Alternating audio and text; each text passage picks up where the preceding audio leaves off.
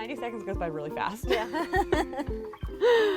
I think in October we're gonna move to like a 2-minute. That would be great, yeah. Yeah. You need it. We are in a watermelon field in Johnston County. These watermelons right here, this is about 100 acres of watermelons, Cracker Jack variety, that are on drip tape and plastic. And that just means that we are running a series of irrigation tubes or hoses underneath the plants, covering them up with plastic, and then we plant the plants so there'll be, that water source that comes along from that drip. So it slowly comes out over time, and the reason why we do that is it allows us to control the water. It's not a waste of nutrients or fertilizer. There's some good weed barrier protection when they're on the plastic like that. And it works out for us in our program to do it on drip and plastic. Especially during, I'm sure it was very helpful during that time where we just didn't have any rain. Absolutely, but that pond got dry pretty quick. So we're really thankful for the rain that we've got over the last two weeks to refill the waters, the streams and the ponds and just everything. It's amazing how much green everything has turned since we got that good rain. It's just really, it's gone from dried out and kind of a little bit of sadness when you're going through the fields to wow, look at everything growing and how pretty and green it is. Yeah, everything stands right back up. Yeah, it's amazing. What stage are these watermelons in? Well, currently? we're picking and packing these watermelons right now. So we plant these sometime in April. They're about a 60-day watermelon, and so we started harvesting these the first week of July, and we'll come through these melons, pick what's ready, leave the rest, and so as long as weather is good, we don't have any kind of issues, and we have plenty of water, we'll be able to come through these watermelons probably 3 or 4 times and harvest them for melons to go to market. But we've got a good crew. We're very thankful for them. They're good at scouting what melons are ready. They're good at taking care of the melons in the field so they're not getting cracked and bruised. And when they go to the packing house, take proper care. And we've had a really good season so far. Do you want to show me maybe like what a watermelon that's ready looks like compared to one that's not ready? I think that this field right here has mostly been picked over. I don't know that I have one that's so ready for you right now, but we can show you one that's not ready. Okay.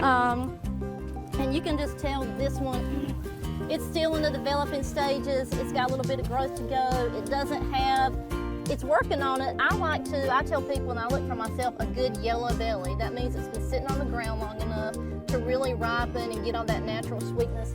Another way is when it's connected to the vine, if the vine is starting to dry up a little bit. So that means that, it's got the water that it needs. So this melon right here will probably be ready in another week or so. But this one would not be ready to pick. Similar to this one over here. They're just not ready. They're very close though. Yeah, they look about that size. Yeah, but yeah. We got the yellow. We need the yellow belly. We need the yellow belly. That way we know that it's been sitting there long enough to really all that natural sweetness to start doing its thing. You guys are processing the watermelons as well. What goes into that process? Well, we offload them at our packing shed, and they'll just go on a conveyor. They'll go through a brush washer, so we don't use water to wash them off, but we just use a brush that just kind of cleans off the dirt from the field. And then they'll go through an optical sizer. So that sizer has a radar eye in it, or an eye in it, and the melons go in one at a time. And that sizer knows if this watermelon is between this certain poundage range, it's a certain count.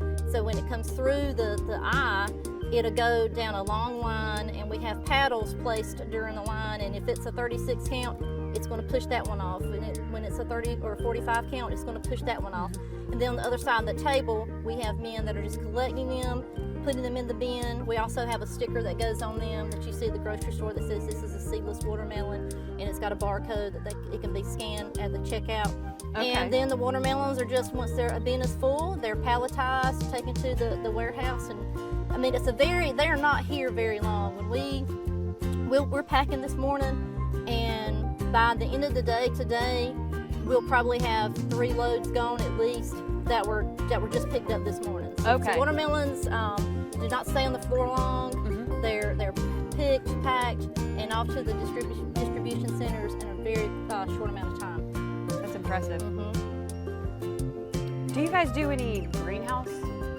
So Growing? our watermelons are grown in a greenhouse by one of our crop consultants. So Okay. we don't grow, we start them off as seeds and we transplant the plants into this. But we don't grow Okay. them ourselves. The person who's our crop consultant, he grows a lot of plants for a lot of folks, and he can dedicate the time and has the resources, because we use our greenhouses for our tobacco plants, because we grow about 1,000 acres of tobacco. So we don't have any extra room in our greenhouses to grow watermelon plants. So we give that job, and this guy has a great proven track record of producing great plants for us.